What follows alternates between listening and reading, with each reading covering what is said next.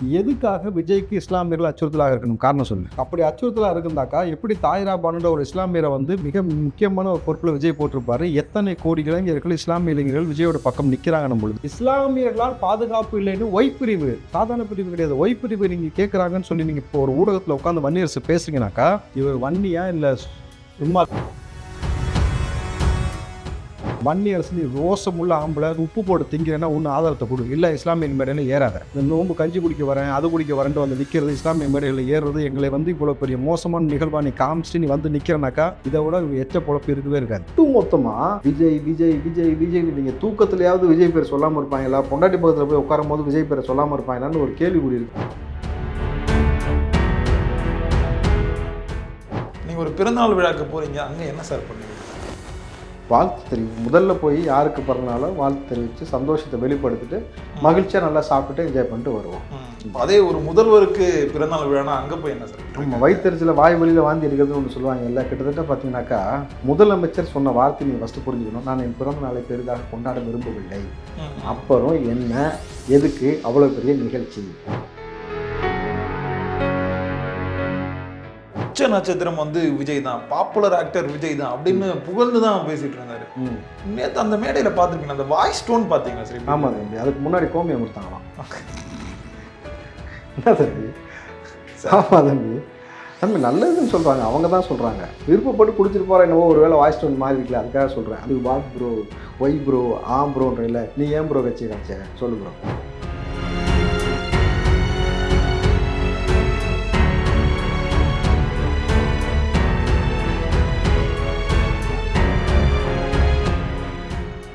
மக்களே அன்பு வணக்கம். இன்றைய நமது சிறப்பு நேர்காணலில் நம்முடன் இருப்பவர் காங்கிரஸை சேர்ந்த திரு ராவுத்தர் இப்ராஹிம் அவர்கள். சார் வணக்கம். வணக்கம் நடராஜ், எப்படி சார் இருக்கீங்க? நல்லா இருக்கு நடராஜ். இப்போ அந்த தளபதி விஜய்க்கு இந்த ஒய் பிரிவு பாதுகாப்பு கொடுத்தாங்களா சார்? அதுக்கு நிறைய விமர்சனங்கள் இருந்தது. இவருக்கு எதுக்கு இந்த பாதுகாப்பு கொடுக்கணும்? இந்த பாதுகாப்பு கொடுக்கறதுக்கு பல்வேறு காரணங்கள் சொல்லிட்டு இருந்தாங்க சார். இப்போ நேற்றைய தினம் விசிகாவை சேர்ந்த வன்னியரசு ஒரு புது காரணத்தை சொல்லியிருக்காரு. அது ஒரு மிகப்பெரிய சர்ச்சையை ஏற்படுத்தியிருக்கு. இப்போ இந்த பாதுகாப்பு கொடுத்ததுக்கு காரணம் இஸ்லாமியர்கள் விஜய்க்கு இந்த அச்சுறுத்தல் கொடுத்துட்டே இருக்காங்க. அதுக்காக தான் இந்த பாதுகாப்பு கொடுத்துருதா சொல்றாங்க. ஒரு இஸ்லாமியரா இதை நீங்க எப்படி பாக்குறீங்க? முதல்ல இவர் வன்னியா இல்லை சும்மா இருக்க மாட்டாரா அப்படின்னு கேட்குறேன் நான். ஏன்னா இல்லை தம்பி, எது கேட்குறோம்னாக்கா, நீங்கள் உலகளாவியில் இருக்கக்கூடிய ஒரு சமூகம், இஸ்லாமிய சமூகம்ன்றது, இந்த மார்க்கம்ன்றது உலகம் முழுக்க இருக்கக்கூடிய சமூகம். ஏற்கனவே இஸ்லாமியர்களை குறித்து தவறான சில வார்த்தையை பேசிய பொழுது மோடி வரைக்கும் மன்னிப்பு கேட்க வச்சிருக்கிறோம். இது விளையாட்டு விஷயம் கிடையாது. நீங்கள் ஒட்டுமொத்தமாக இஸ்லாமிய சமூகம் என்றாலே தீவிரவாத சமூகம்ன்ற மாதிரி நீ இப்போ போர்ட்ரேட் பண்ற. எதுக்காக விஜய்க்கு இஸ்லாமியர்கள் அச்சுறுத்தலாக இருக்கணும் காரணம் சொல்லு.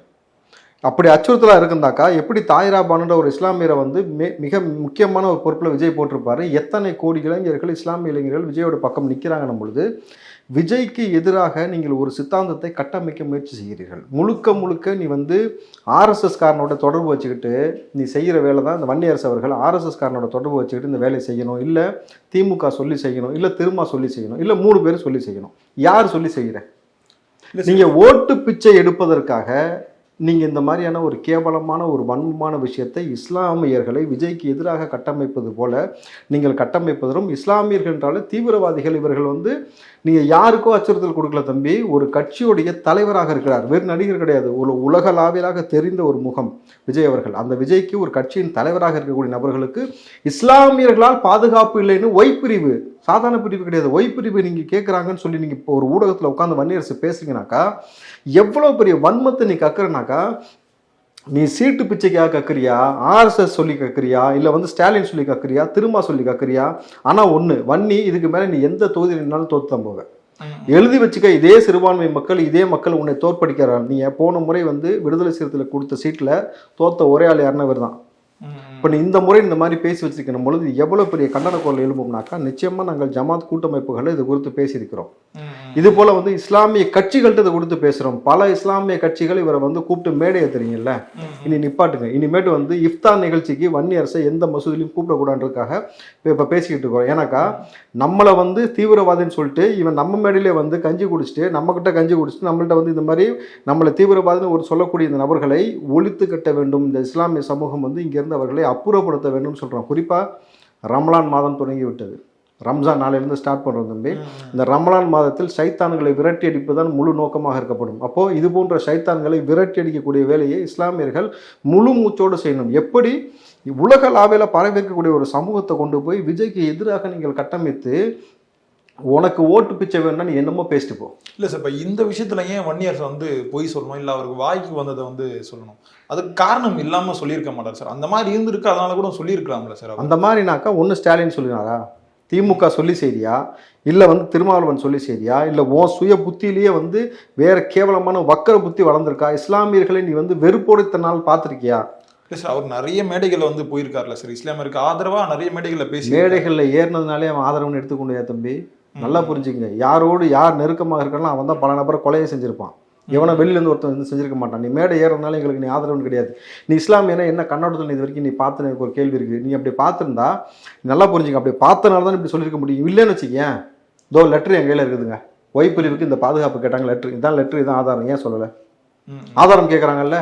நீ இவ்வளவு பெரிய குற்றச்சாட்டை வைக்கிறீல, ஒரு சமூகத்தின் மீது, இஸ்லாமிய சமூகம் உலகம் முழுக்க இருக்கக்கூடிய சமூகத்தின் மீது இப்படி குற்றச்சாட்டு வைக்கிறேன்னா ஆதாரத்தை கொடுக்கணும் இல்லையா? இவர் மீது இதே ஆதாரத்தை வந்து விஜய் தரப்பினரும் யாராவது கொடுத்துருக்கலாமே சார். விஜய் தரப்புலேருந்து தம்பி, நான் ஏற்கனவே சீமான் இந்த மாதிரி பெரியார் கொடுத்து பேசினப்ப உனக்கு என்னப்பா பைத்தியம், என்ன வேணா பேசுன்ற மாதிரி அவர் அமைதியாக கடந்து போன விஷயத்தை நம்ம பார்த்தோம். அதே போல் இப்படி ஒவ்வொருத்தனா கிளம்பிட்டு வருவான், விஜய் இதை சொன்னார் அதை சொன்னாருன்ட்டு. இதுக்கெல்லாம் வந்து அவங்க விளக்கம் கொடுக்க தேவையில்லை. ஆனால் இந்த சமூகத்தினுடைய ஒரு நபராக, இந்த சமூகத்தின் பிரதிநிதியாக நான் கேட்குறேன், நீ எதன் அடிப்படையில் சொன்ன? நாங்கள் வந்து அச்சுறுத்தலாக இருக்கிறோம்னு எதை வச்சு சொல்ல முடியும்? நாங்கள் என்ன தீவிரவாதியா, கொலகாரனா? அப்போ நீ உன்னுடைய வக்கர புத்தியை நீ வெளிப்படுத்துவதற்கு எங்களை நீ பயன்படுத்திக்கிறேன்னா கடைசியில் என்ன செஞ்சிருப்ப? போய் அண்ணே ஸ்டாலின் என்ன சொல்லியிருப்பேன், அண்ணே நாங்கள் இந்த மாதிரி பேசிட்டோம், 2 சீட்டு எக்ஸ்ட்ரா கொடுண்ணே, இதானே கேட்பேன். அவங்க என்ன சொல்லுவாங்க, பேசினதோடு நிப்பாட்டிக்க, உன்னை பேச தான் வச்சிருக்கிறோம், சீட்டெல்லாம் கேட்கக்கூடாது, டோக்கன் வாங்கிட்டு போ. எவெல்லாம் பேசினியோ விஜய்க்கு எதிராக ஆளுக்கு அவர் டோக்கனை வாங்கிட்டு போ, உனக்கு ஏதாவது சோறு போடுவாங்க சாப்பிடுன்ற மாதிரி சொன்னாமலாம் தெரியல. ஆனால் இது வன்னியரசு அவர்கள் இப்படி பேசியதை மிக வன்மையாக கண்டிக்கிறோம். இதோட சாதாரணமாக விடப்போவது கிடையாது. இதற்காக அவர் மீது வழக்கு பாயும், இதற்காக ஜமாத் கூட்டமைப்புகள் முடிவெடுக்கும். இனி இஸ்லாமிய நிகழ்ச்சியில் அவர் புறக்கணிப்போம். தொடர்ந்து இந்த இஃப்தார் நிகழ்ச்சியில் வன்னியரசு நீ ரோசம் உள்ள ஆம்பளை உப்பு போட்டு திங்கிறேன்னா ஒன்று ஆதாரத்தை கொடு, இல்லை இஸ்லாமிய மேடையில் ஏறாத. இந்த நோம்பு கஞ்சி குடிக்க வரேன் அது குடிக்க வரேன்ட்டு வந்து நிற்கிறது, இஸ்லாமிய மேடைகளில் ஏறுறது, எங்களை வந்து இவ்வளோ பெரிய மோசமான நிகழ்வா நீ காமிச்சிட்டு நீ வந்து நிற்கிறனாக்கா இதை விட எச்ச பொழப்பு இருக்கவே இருக்காது. ஏன்னா இது ஒரு சமூக பிரச்சனை தம்பி. நீங்கள் வந்து இது போகிற போக்கில் சாதாரண விஷயம் கிடையாது. நீங்கள் எங்களை என்னவாக சித்தரிக்கிறீர்கள் இருக்கு. கருணாநிதி சொன்ன வார்த்தையை விட கொடூரமான வார்த்தையை இப்ப நீ பயன்படுத்திட்டு இருக்கிற. கருணாநிதி இஸ்லாமிய தீவிரவாதிகள் சொன்னாரு, நீ அதையே என்ன சொல்ற? ஒரு இந்திய அளவில் தெரிந்த ஒரு முகத்தை தாண்டி உலக அளவில் தெரிந்த ஒரு முகம் விஜய் அவர்கள். அந்த விஜய்ன்றவர் நான் தனிநபர் கிடையாது, ஒரு கட்சி ஆரம்பித்து ஒரு கட்சியின் தலைவராக வந்து விட்டார். பல கோடி 90 லட்சம் வாக்காளர் வரைக்கும் சேர்ந்துருக்கிறான் பொழுது எத்தனை கோடி நபர்கள் போவான் இருக்கு. அப்படிப்பட்ட ஒரு தலைவரை இஸ்லாமியர்களால் பாதுகாப்பு இல்லை எங்களுக்கு, அதனால் ஒய் பிரிவு பாதுகாப்பு கொடுங்கள் தம்பி. ஒய் பிரிவு உச்சபட்ச பாதுகாப்பு, ஒய்+Z++லாம் பார்த்தீங்கன்னாக்கா. அப்போ இந்த அளவுக்கு கன்மேன் பாதுகாப்பு வேணும்னாக்கா அவ்வளவு தீவிரவாத தன்மை கொண்டோடு நாங்கள் இங்கே உலாவி கொண்டு இருக்கிறோமா?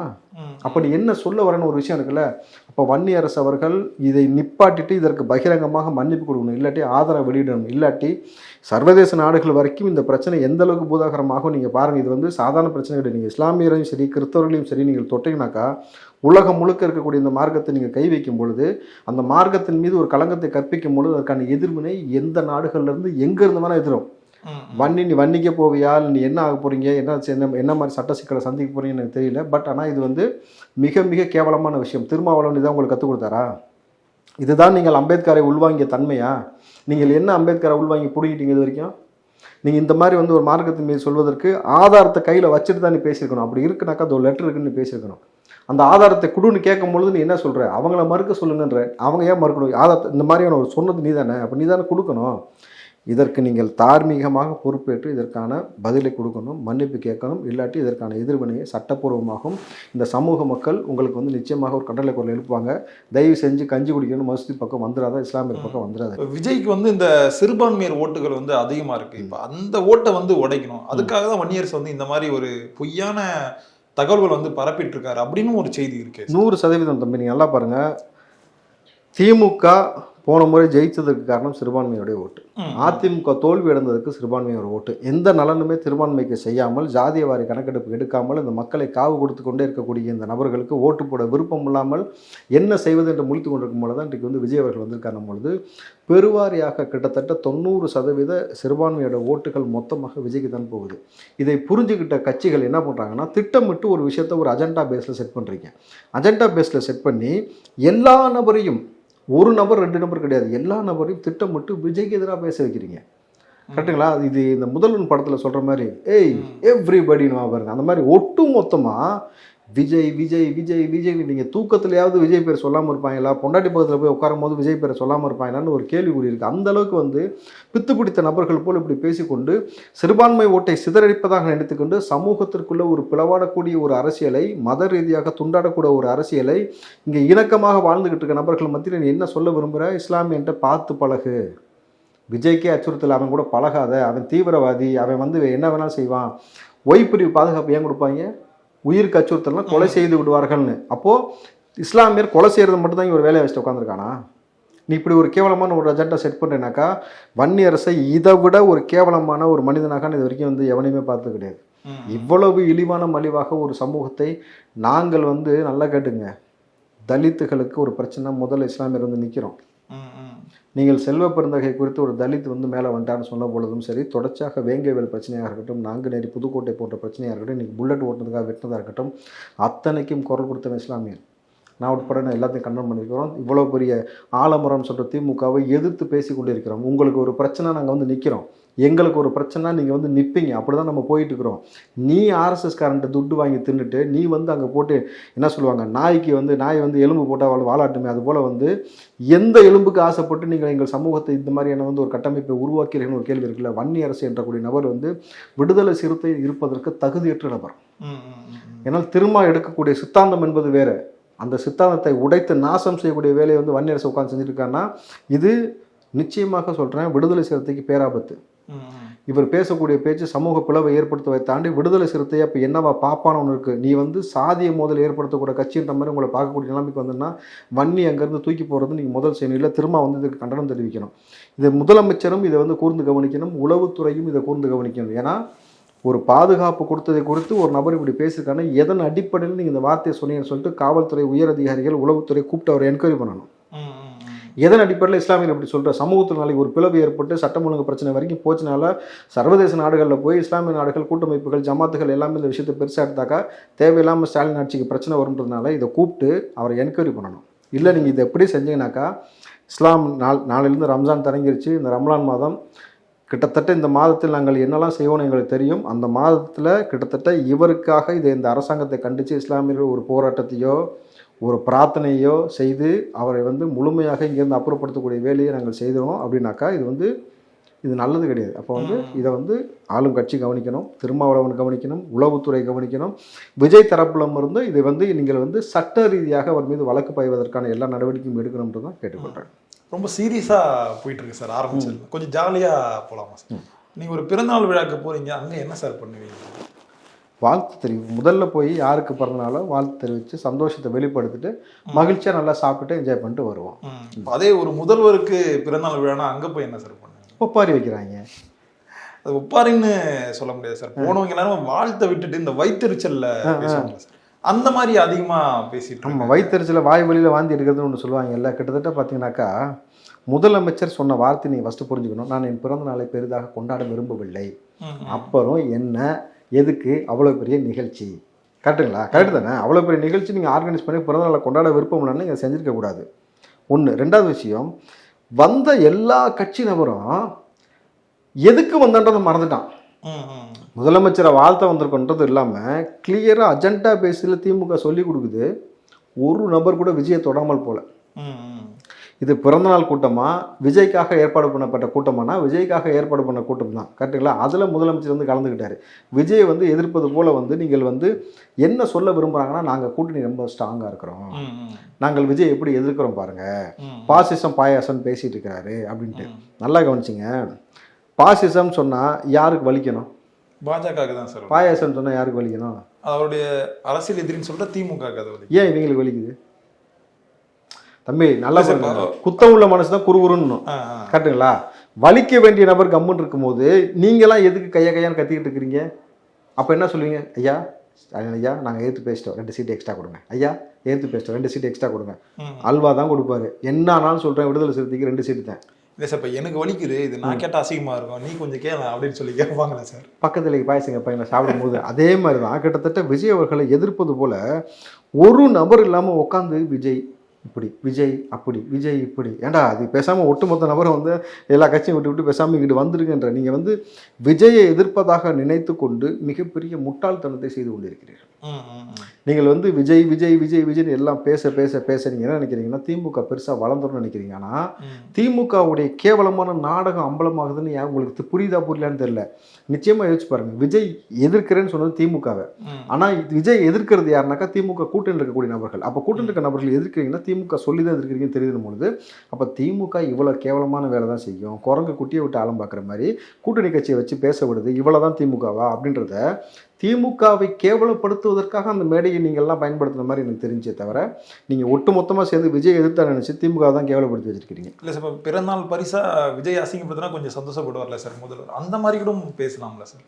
தம்பி ஏற்கனவே நீங்கள் அசிங்கப்படுத்தா நிற்கிறீங்க, அது தெரியுதா இல்லையா? தமிழ்நாடு முழுக்க திமுக அசிங்கப்படுத்தா நிற்கிது. ஒரு லேடிலாம் சொன்னாங்க இந்த திராவிட மாடலில் இதெல்லாம் செஞ்சுருக்காங்க, ஏதாவது சொல்லிட போகிறேன் அசிங்கமான்ட்டு போச்சு அந்த அம்மா. அந்த வீடியோலாம் வைரலாக போச்சு. நீங்கள் பாருங்கள், ஒட்டுமொத்தமாக இந்த குழந்தைகள் பெண்கள் இந்த சமூகத்தை நாசம் செய்து வைக்கக்கூடிய இந்த ஆட்சியாளர்களுக்கு வெக்கம் இல்லாமல் இன்றைக்கி இவ்வளோ பேசி விஜய் எதிர்க்கக்கூடிய நீங்கள் 2026 எலெக்ஷனில் என்னன்னு சொல்லி ஓட்டு கேட்பீங்க? திமுக சார்பாக வந்து இந்த கூட்டணி கட்சிகள் காங்கிரஸ், கம்யூனிஸ்ட், மார்க்சிஸ்ட், விடுதலை சிறுத்தை, தமுமுக, இந்தியன் முஸ்லீம், திக, வைகோ, வேல்முருகன் உட்பட நீங்கள் என்னன்னு சொல்லி 2027 வாக்கு கேட்பீங்க? ஸ்டாலின் அவர்கள் என்ன வாக்குறுதி நிறைவேற்றினான்னு சொல்லி கேட்பேன். பெண்களுக்கு இங்கே பாதுகாப்பு கொடுத்துட்டாங்கன்னு சொல்லிட்டு கேட்பியா? குழந்தைகளுக்கு இங்கே பாதுகாப்பு இருக்குன்னு சொல்லிட்டு கேட்பியா? சாராயம் போத கலாச்சாரம் இல்லைன்னு கேட்பியா? இங்கே வியோக்கள் ராணுவ வீரர்கள் வெட்டப்படலன்னு சொல்லுவியா? கனிம வளத்தை திருநாக்கா இங்கே வந்து ஒரு நபரை லாரி ஏற்றி கொள்ளலன்னு சொல்லுவியா? ஜாஃபர் சாதிக்கு போன்ற நபர்கள் வந்து இந்த மாதிரி உலகளவில் வந்து மெத்த கடத்துறான்னு சொல்லுவியா? இல்லை வந்து இன்றைக்கு வழக்குகள் எல்லாமே சிபிஐக்கு மாறிக்கொண்டே விளைகிறது, மணல் வழக்குலேருந்து எல்லா வழக்குன்னும் பொழுது என்னன்னு சொல்லிடா வந்து ஓட்டு கேட்பீங்கன்னு ஒரு விஷயம் இருக்குல்ல, என்னன்னு சொல்லி கேட்பீங்க?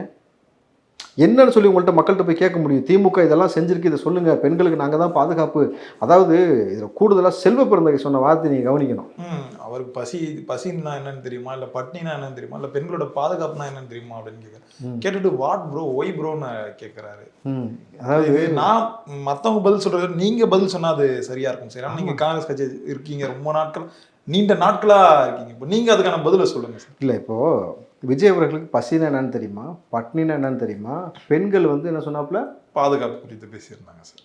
செல்வ பிறந்தைக்கு உள்ளபடி நான் சொல்லட்டுமா, நீங்கள் பேசாமல் காங்கிரஸ் கட்சியை விட்டு வெளியேறி விட்டு திமுகவில் போய் சேர்ந்து விடுங்கள். நீங்கள் வந்து கட்சி மாறுறது உங்களுக்கு ஒன்றும் புதுசு கிடையாது, கரெக்டுங்களா? நீங்கள் வந்து எத்தனையோ கட்சி மாறி தான் காங்கிரஸ்குள்ளே வந்து இன்றைக்கி வந்து அங்கே பிடிச்சி இங்கே பிடிச்சி ஆளை பிடிச்சி தலைவர் போஸ்ட்டுக்கு வந்து உட்காந்துட்டு என்னைக்கு இந்த மோசமான பெண்களுக்கும் குழந்தைகளுக்கும் பாதுகாப்பு இல்லாத குழந்தைகளும் மாணவ பிள்ளைகளையும் சாராயத்தாலையும் போதையாலும் கெடுத்து வைக்கக்கூடிய இந்த ஆட்சியை காமராஜர் ஆட்சின்னு சொன்னீங்களோ, இதை விட கேவலமான ஒரு ஸ்டேட்மெண்ட்டை யாராலும் பதிவு செய்ய முடியாதுன்றதுனால தான் செல்வ பெருந்தகைகள் மீது 32 மாவட்ட செயலாளர்கள் கையெழுத்து போட்டு டெல்லியில் கம்ப்ளைண்ட் பண்ணிட்டு வந்திருக்காங்க. இவரை வந்து மாற்றணும், காமராஜர் ஆட்சின்னு சொல்லி பேசிட்டு இருக்காருன்ட்டு. வெக்கம் இல்லாமல் சொந்த கட்சிக்காரன் அத்தனை பேர் காரி துப்பிட்டு கிடக்குறான். நீங்கள் வாட் ப்ரோ ஒய் ப்ரோ அப்படின்றீங்க. பெண்களுக்கு பாதுகாப்பு ஸ்டாலின் கொடுத்துட்டாரா? குழந்தைகளுக்கு பாதுகாப்பு கொடுத்துட்டாங்களா? அப்போ வந்து உங்களுக்கு எல்லாருமே இந்த சீட்டு பிச்சைக்காக வந்து இப்படி ஒரு கேவலமாக பேசுறீங்களா? மனிதாபிமானம் ஒரு கட்சியை விட்டுருங்க தம்பி. ஒரு மனுஷனா, தனி மனிதனா, என் சமூகத்தில் என் பிள்ளைகள் இப்படி நாசமாகி கொண்டு இருக்கிறார்கள், என் குழந்தைகளுக்கும் பெண்களுக்கும் பாதுகாப்பு இல்லை, இங்கே வந்து குடி போத கலாச்சாரம் அப்படி பரவி கிடக்கு, இந்த சமூகத்திற்கு இவ்வளோ பெரிய மாற்றத்தை ஏற்படுத்தியது யார்? இவ்வளவு மோசமாக போகிறதுக்கு இந்த ஆட்சி தானே காரணம்னு இந்த ஆட்சியாளர்கள் மீது கோபம் வரணும். அந்த நபர்களை கேள்வி கேட்க இடத்துல நம்மளை ஆண்டவன் கொண்டு வந்து உட்கார வச்சிருக்கானே கேட்கணும்னு தோணணும். ஆனால் நீங்கள் என்ன பண்ணுறீங்க? சீட்டு பிச்சை எடுக்கிறது, முட்டு கொடுக்கறது, அல்வா வாங்கி திங்கிறது, காலில் விழுகிறது, இதைத்தான் செய்யணும் பொழுது இது உள்ளபடி சொல்கிறேன், ரொம்ப ரொம்ப வருத்தமாக இருக்குது. இந்த மோசமான கேவலமான அரசியலை இங்கேருந்து அப்புறப்படுத்துவதற்கு காலம் எடுக்கும், ஆனால் நிச்சயமாக அப்புறப்படுத்துவாங்க. இவர்கள் ரொம்ப காலத்துக்கு போட்ட ஆட்டம் இது மாதிரி நடக்காது. ஏன்னா ஒரே ஒரு மனுஷங்க இத்தனை லட்சம் கோடி சம்பாதிச்ச பிறகும் பலாயிரம் லட்சம் கோடி சம்பாதிக்கிறதுக்கான இன்றைக்கி ஸ்டார் பீக்கில் இருக்கும் பொழுது என் கண்ணுக்கு முன்னாடி என் சமூகம் நாசமாகுதுன்னு சொல்லிட்டு சொஃபஸ்டிகேட்டடான ஒரு வாழ்க்கையை தூக்கி போட்டுட்டு உங்களோட மல்லு கட்டுறதுக்கு களத்தில் யாரும் செய்யாத ஒரு விஷயத்தை விஜய் இன்னைக்கு வந்து செய்கிறாருன்னா மக்களை பேரன்பு கொண்டு நேசிக்கிறார். இந்த அன்பு தான் இன்னைக்கு வந்து விஜய் தூக்கி கொண்டு போய் உச்சாண்டில் உட்கார வைக்கிது. நீ எவன் கூட்டணிக்கு வந்தாலும் வராட்டியும் விஜய் களத்தில் இறங்கி போராட்டத்தில் இறங்குவார் தெரியுமா? பெண்களுக்கு எதிராக, குழந்தைகளுக்கு எதிரான பாலியல் வன்புணர்வுக்காக நிச்சயமாக தமிழ்நாடு முழுக்க விஜய் தலைமையில் ஒரு போராட்டம் நடக்கும். விஜய் களத்தில் வந்து உட்காருவாப்புல. அன்னைக்கு உட்கார அன்னைக்கு Tamil Nadu you can feel the heat. அன்னைக்கு நீ விஜயை தொடவே முடியாது. விஜய் நீ தொட்டு இராணுவத்தை கூட இறக்கு, நீ தொட்டு அவரை கைது பண்ணு வச்சிங்க, மெரினா புரட்சி வெறும் மெரினால மட்டும் வெடிச்சு தம்பி, தமிழ்நாடு புரட்சி ஒன்று வெடிக்கும். விஜய் மேலே கை வச்சுன்னா அங்கங்கே பற்றிக்கும், தீயா பற்றிக்கும். தமிழ்நாடு ஒன்றுத்துக்கு இல்லாமல் வேறு மாதிரி ஒரு போயிடும். அன்னைக்கே ஆட்சி விஜய் நினச்சான்னு வச்சுங்க, ஒரே நாள் ஆட்சியை கழிச்சு விட்ட முடியும் தெரியுமா? விஜய் நினச்சாருன்னா நான் களத்துக்கு வந்து நிற்கிறேன்யா, என் குழந்தைகளுக்கு பெண்களுக்கு பாதுகாப்பில் இந்த மோசமான ஆட்சி இங்கேருந்து அப்புறப்படுத்தே தீரணும், இதற்காக நான் வந்து இங்கே நிற்கிறேன், உண்ணாவிரத போராட்டம் நிற்கிறேன்னு சொல்லிட்டாருன்னு வச்சுக்கலாம், என்ன பண்ணுவீங்க? எத்தனை லட்சம் பேர் அரெஸ்ட் பண்ணுவீங்க? ஜெயில் இருக்கா? அவ்வளோ தூக்கி கொண்டு போய் அடைக்கிறதுக்கு ஜெயில் இருக்கா? எத்தனை நபர்கள் செய்யுங்க? நீ இராணுவத்தை இறக்குனா கூட செய்ய முடியாது. இது நேஷனல் மீடியாவை தாண்டி கிட்டத்தட்ட நீங்கள் விஜயை தொட்டு உள்ளே வைக்கணும்னு நினச்சிங்களேன். தமிழ்நாடு மட்டும் கிடையாது, அண்டை மாநிலத்தும் கிளம்பி சரியாக தமிழ்நாட்டுக்குள்ளே வருவான். நீங்கள் நினச்சிக்கிட்டீங்களா தமிழ்நாட்டுக்குள்ளே மட்டும் தான் விஜய்க்கு ஆள் இருக்குன்னு? உலகம் முழுக்க ஆள் இருக்குது. அண்டை மாநிலத்தில் கிளம்பி வந்தான்னு வச்சுங்களேன், தமிழ்நாடு தாங்கவே தாங்காது. இந்த அண்டை மாநிலமாக இருக்கட்டும், அண்டை நாடுகளாக இருக்கட்டும், ஒட்டு மொத்தமாக விஜய் நீங்கள் கொண்டு போய் உள்ளே வச்சுன்னா கிளம்பி வந்துக்கிட்டே இருப்பான். எவ்வளோ போலீஸ் உங்கள்கிட்ட இருக்குது, எவ்வளோ பேரை போட்டு தடுத்துருவேன். மோடி வந்து என்ன பண்ணுவார்? ஆமாம் விஜய் நீ உள்ளவேன்னு சொல்லுவாரா? அவர் என்ன செய்வார்? என்னைக்கிட அவங்க ஆட்சியை முடிக்கணும்னு சவால் விட்டு போயிருக்காங்க. 2024 பிறகு திமுக ஒன்று இருக்காண்டு என்ன காரணத்துக்காக வைக்கிறப்போ பெண்களுக்கு பாதுகாப்பு இல்லை. ஏன்டா மணிப்பூரில் மேட்ரு நடந்தப்போ நீங்கள் எல்லா பேரும் கொந்தளிச்சுட்டு ஓம் ஊருக்கு எப்படி செய்கிறேன்னு அவங்கள சேர்ந்து அடிப்பாங்க. ஒட்டு மொத்தமாக விஜய் நினச்சா ஒரே நாள் ஆட்சியை கலைச்சிட முடியும். அவரை நீங்கள் சீன்றீங்க ஒட்டுமொத்த நபரையும் வச்சு. இந்த சீண்டுதல் என்பது உங்களுக்கு மிகப்பெரிய தலைவலியாக வந்து நிற்கும் பாருங்க. அவர் களத்தில் இறங்க தம்பி. ஒவ்வொரு போராட்டத்திற்கும் 5 நிகழ்வுக்கு தானே வந்தார். இன்ன வரைக்கும் விஜயை பற்றி பேசுறீங்களே. இனி மார்ச் முடிஞ்சதுக்கு அப்புறமேட்டு மார்ச் கண்டிப்பாக ஷூட்டிங் அதோட முடியுது. அதுக்கப்புறம் திமுக முடிக்கிறதுக்கு தொடச்ச களத்தில் ஒவ்வொரு நாளும் இறங்கணும்னு வச்சுங்க. பரந்தூருக்கு போகிறாரு, வேங்கவேலுக்கு போகிறாரு, அடுத்தடுத்து கிரவுண்டில் இறங்கி வேலை செய்யாது. என்ன செய்வீங்க? தமிழ்நாடு ஒரு மாதிரி கொலன்னு ஆயிரும். அதுக்கப்புறமேட்டு இவங்களே பார்ப்பானுங்க எத்தனை கோடி பேர் இளைஞருக்கு வராங்கன்னு தெரிஞ்சுட்டு சொன்னாப்பில் கூட்டணி உடையும், மைனஸ் ஆகும். இல்லை சார், இப்போ திமுக பேசுனா அதை ஏற்றுக்கலாம் சார், ஏன்னா அவங்களுடைய அரசியல் எதிரின்னு சொல்லியிருக்காரு. கூட்டணி கட்சிகளும் பேசுகிறாங்க, அதையும் நம்ம ஏற்றுக்கலாம். கருணாஸ் வந்து ஏன் விஜய் எதிர்த்து பேசிட்டு இருக்காரு சார்? இப்போ இவங்க வந்து பாசிசம் பாயசம் சொன்னா இவர் வந்து பாதரசம் சொல்லி விஜயை வந்து சொல்றாரு. இதை எப்படி சார் பார்க்குறீங்க? கூவத்தூர் கொப்பளம் தானே கருணாஸ் சார்? அதான் கூவத்தூரில் எவ்வளோ பெரிய வேலையை செய்த ஒரு நபர். இன்னும் சொல்லப்போனால் கருணாஸ் வந்து நாங்கள் வந்து நீ எல்லாம் கொல்றதுக்கு வந்து போதையை போடணும்னு நான் நினச்சா பல்லுலகத்துலேயும் போய் கொலை செஞ்சுட்டு வந்துடுவேன் டேஷ்னு ஒரு வார்த்தை போய் சொல்கிறார். நாங்களாம் வந்து சாராயத்துக்கு ஒரு நாளைக்கு 1 லட்ச ரூபா செலவு பண்ணுவோம், கண்ணை மூடி முழிக்கிறதுக்குள்ளேயும் கொல்லுவோம், குடிப்போம், கொலை செய்வோம். கிட்டத்தட்ட பார்த்தீங்கன்னா அன்றைக்கி வந்து எடப்பாடி அவர்களுக்கு மிகப்பெரிய தலைவலியாக அமைஞ்சார். இவர் வந்து அன்றைக்கி ஒரு முதலமைச்சருக்கும் மிகப்பெரிய அச்சுறுத்தலை ஏற்படுத்தக்கூடிய வார்த்தையை பொது வழியில் பேசினார். கூட்டத்தில் வந்து கல்லரிச்சிட்டு நாங்கள் ஒளிகால் கிடையாது, நான் தான் எரிஞ்சுன்னு வந்து நிற்போம், நாங்கள் தான் வெட்டுவோம்னு சொல்லி சமூகத்திற்குள்ளே இவ்வளோ ஒரு மோசமான ஒரு நிகழ்வை நிகழ்த்துகிற இந்த மனுஷன். இவனால வந்து ஒரு மனுஷனாவே முதல்ல யாருமே கன்சிடர் பண்ணல. நீ திமுக இந்த வாட்டி ஓட்டு பிச்சை வாங்கணும், நீ வந்து அதுக்கு அது ஒரு சீட்டுக்காக வந்து கடைசியில் விஜய் எதிர்த்து தான் உங்களுக்கு ஒரு பொழப்புன்னு ஆகிப்போச்சுல. நீங்கள் சோறு சாப்பிட்னா கடைசியில் விஜய் எதிர்த்தா தான் உங்களுக்கு சோறுனா எவ்வளோ கேவலம். அந்த சோறு உங்களுக்கு தொண்டைக்குள்ளே இறங்குமா? நீ அண்ணன் நான் விஜய் எதிர்த்துட்டேன்னு சொல்லி ஒருத்தர் சீட்டு வாங்கி அது மூலம் ஜெயிச்சு நீ சோறு திங்கிறேன்னா நீ திங்கிறதுக்கும் சரி விஜய் தான் காரணம். அதை நீ மேலே புரிஞ்சுக்க. நீ சோறு திங்கிற, நீ இருக்கிற, இன்றைக்கி வெளியில் உன்னை பற்றி பேசுகிறாங்கன்னா அது விஜய் பேசினா தான் உனக்கு ஒரு வாழ்க்கைனா பேசிட்டு போனாயே அப்படின்னு சொல்லி தான் விஜய் அமைதியாக விட்டுருவார். புரியுதுங்களா? ஆனால் ஒன்று, விஜய் அமைதியாக போயிடுவார், பசங்க சும்மா இருக்க மாட்டாங்க. இந்த கூவத்தூர் கொப்பளத்தை வச்சு பிரிச்சுக்கிட்டு இருக்காங்க 2 நாளாக. இதற்கு மேலே கருணாஸ் வந்து பொது வழிகளில் வந்து விஜய் குறித்து பேச எதிர்வினை எப்படி இருக்குன்னு பாருங்கள். இவர் நிச்சயமாக 2026 பெரிய மாற்றத்தை ஏற்படுத்திடுவார்னு நினச்சிட்டு இருக்காப்புல. இது வரைக்கும் கருணாஸ் ஜெயிச்சு இந்த சமூகத்துக்கு செஞ்ச விஷயம் ஒன்று என்ன சொல்லுங்கள்? எம்எல்ஏவாக இருந்து இது வரைக்கும் நீ என்ன செஞ்சு கழிச்சிட்டு சொல்லு? குடிக்க சொல்கிற, கொலை பண்ண சொல்கிற, உன்னை என்னவா பார்க்கணும்? உன்னெல்லாம் வந்து ஜெயிலேருந்து வெளியில் விடவே கூடாது, உள்ளே தூக்கி வைக்கணும். சமூகத்திற்குள்ள இளைஞர்களை இப்படி சித்தரிக்கக்கூடிய கருணாஸ் என்னக்கூடிய ஒரு நபர் வந்து இதெல்லாம் வந்து நம்ம மனித குலத்திற்கு வந்து கேடான ஒரு சில என்ன சொல்கிறது கலைகள்னு சொல்லுவாங்கள்ல, இதெல்லாம் வந்து களை எடுக்கப்பட வேண்டிய கலைகள். இதெல்லாம் வந்து சமூகத்திற்கு பேராபத்துது. இப்போ இந்தி தெரிஞ்ச ஒருத்தரை கூட்டிகிட்டு வந்து இந்தி திணிப்புக்கு எதிராக வந்து போராட்டம் பண்ண போகிறாரு விஜய் அப்படின்ற மாதிரி சொல்கிறாங்க.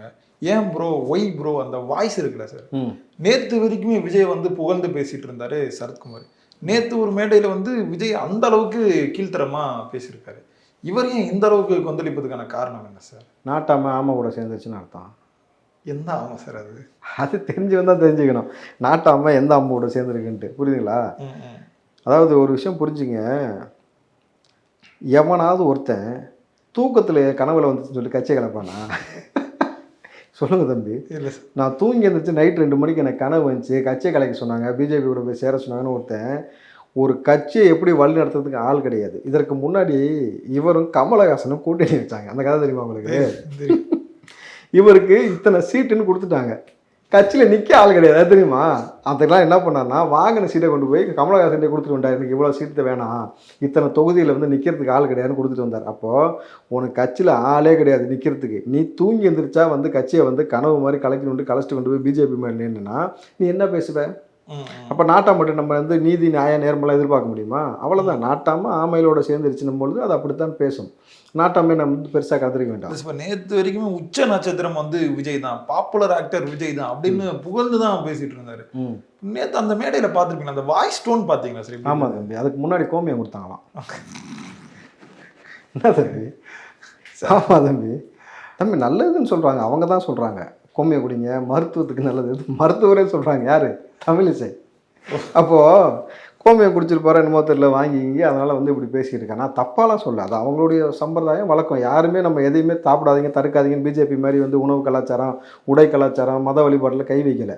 விருப்பப்பட்டு குடிச்சிருப்பாரோ என்னவோ ஒரு வேளை வாய்ஸ் டோன் மாதிரி இருக்கல, அதுக்காக சொல்கிறேன். இந்த எகத்தாளமான சீன் போட்டு வாட் ப்ரோ ஒய் ப்ரோ ப்ரோன்ற இல்லை, நீ ஏன் ப்ரோ கட்சியை கலைச்ச சொல்லு ப்ரோ. அதான் 2 மணிக்கு இந்த மொழிப்பு வந்திருக்கேன் சார், அதுக்காக மொழிப்பு வந்திருக்கு. ராதிகாட்ட கேட்டாராம், கலைச்சினாலும் சொல்லிட்டாங்களாம். இவர் கட்சியை கலைச்சிட்டு போய் அண்ணாமலைட்ட போய் சேர்ந்துட்டாராம். நீங்கள் வந்து கடைசியில் என்ன சொல்கிறேன், நீங்கள் ஒரு பக்கம் கமலஹாசன் அந்த பக்கம் திமுக கூட போன மாதிரி இவர் வந்து அவராவது கட்சியை கலைக்காமல் ஏதோ கொஞ்சம் ஓரளவுக்கு இல்லை அப்படியும் சொல்லிட முடியாது. என்ன கிட்டத்தட்ட டார்ச் லைட் வந்து அப்பப்போ லைட்டாக விட்டு விட்டு எரியுதுன்னு வச்சிங்களேன். இங்கே வந்து ஒன்றுமே இல்லை, எல்லாத்தையும் கலைச்சிட்டு அங்கே போய் நின்றுட்டு இன்னும் கொஞ்சம் நாளைக்கு தமிழிசை சொன்னது போல் தொடச்சதை குடிங்க, இன்னும் கொஞ்சம் அறிவு நல்லா வளரும் உங்களுக்கு. வந்து அவங்க சொல்கிறாங்க தம்பி, நோயெல்லாம் நிவாரணம் பண்ணிச்சுனாக்கா தம்பி, ஒரு மனுஷனுக்கு நோய் இல்லாமல் இருந்தாலே ஆரோக்கியமாக இருப்பான். அந்த நோயை குணப்படுத்தக்கூடியதான் அவங்க கொடுக்குறாங்க பொழுது அண்ணன் டெய்லி வாங்கி குடிக்கிறாரு பொழுது குடிச்சிட்டு கொஞ்சம் ஹெல்த்தியாக என்ன செய்வீங்களோ நீங்கள் வந்து செய்ய பார்ப்போம். இப்போ இதனால தான் இந்த 150 வருஷம் வந்து நான் வாழ்வேன்னு சொல்லியிருப்பார் சார். ஆமாம், இந்த கோமியம் மேட்டர் தான் அதுக்கு காரணமாக இருந்திருக்கு தம்பி. என்ன சொல்கிறது, ஒரு மனிதனுக்கு 9 கிரகமும் உச்சத்தில் இருந்தால் சிம் கார்டு இருந்தும் பேசுவான் இல்லாமலும் பேசுவான்ற மாதிரி 150 வருஷம் வரைக்கும் வாழக்கூடிய ரகசியம் எனக்கு தெரியும். கரெக்டுங்களா? சரி, எப்போ இருந்து தெரியுமா இந்த ரகசியம்?